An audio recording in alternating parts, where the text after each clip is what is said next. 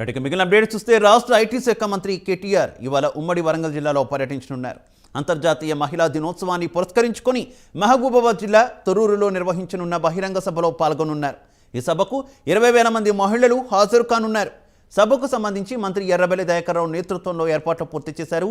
సభా వేదిక నుంచి కేటీఆర్ మహిళలకు సర్కారు కానుకను అందించనున్నారు.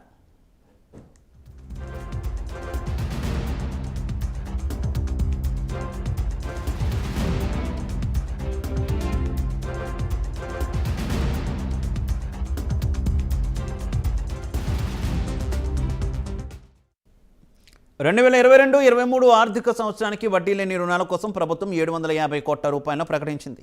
ఈ క్రమంలో పాలకుర్తి నియోజకవర్గంలోని కొన్ని మహిళా సంఘాలకు వీటికి సంబంధించిన చెక్కులను అందజేస్తారు. ఉమ్మడి రాష్ట్రంలో కొనసాగిన అభయహస్తం పథకానికి చెందిన 545 కోట్ల రూపాయల నిధులను సంబంధించిన తీపి కబురు చెప్పే అవకాశం ఉంది.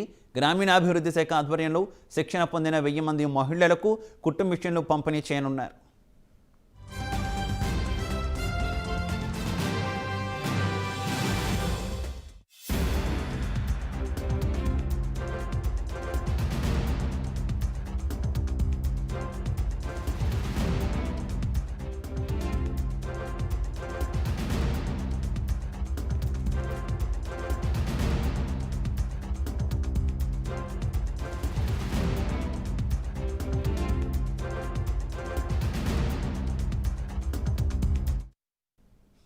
అంతకుముందు ఆయన వరంగల్ జిల్లా పర్యతగిరి మండలం ఏనుగల్లులో ప్రతిమా మెడికల్ ఇన్స్టిట్యూట్ ఆధ్వర్యంలో మహిళలకు క్యాన్సర్ స్క్రీనింగ్ వైద్య శిబిరాన్ని ప్రారంభిస్తారు.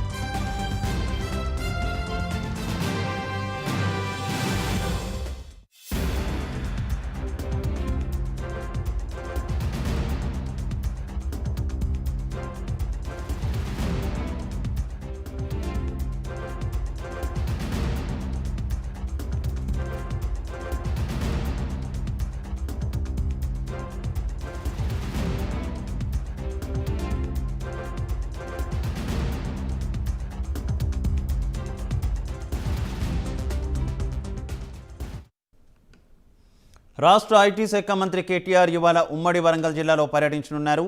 అంతర్జాతీయ మహిళా దినోత్సవాన్ని పురస్కరించుకొని మహబూబాబాద్ జిల్లా తొర్రూరులో నిర్వహించనున్న బహిరంగ సభలో పాల్గొనున్నారు. ఈ సభకు 20,000 మంది మహిళలు హాజరు కానున్నారు. సభకు సంబంధించి మంత్రి ఎర్రబెల్లి దయాకర్ రావు నేతృత్వంలో ఏర్పాట్లు పూర్తి చేశారు. సభా వేదిక నుంచి కేటీఆర్ మహిళలకు సర్కారు కానుకను అందించనున్నారు. 2022-23 ఆర్థిక సంవత్సరానికి వడ్డీ లేని రుణాల కోసం ప్రభుత్వం 750 కోట్ల రూపాయలను కేటాయించింది. ఈ క్రమంలో పాలకుర్తి నియోజకవర్గంలోని కొన్ని మహిళా సంఘాలకు వీటికి సంబంధించిన చెక్కులను అందజేస్తారు. ఉమ్మడి రాష్ట్రంలో కొనసాగిన అభయహస్తం పథకానికి చెందిన 545 కోట్ల రూపాయల నిధులకు సంబంధించిన తీపి కబురు చెప్పే అవకాశం ఉంది. గ్రామీణాభివృద్ధి శాఖ ఆధ్వర్యంలో శిక్షణ పొందిన 1000 మంది మహిళలకు కుట్టు మిషన్లు పంపిణీ చేయనున్నారు.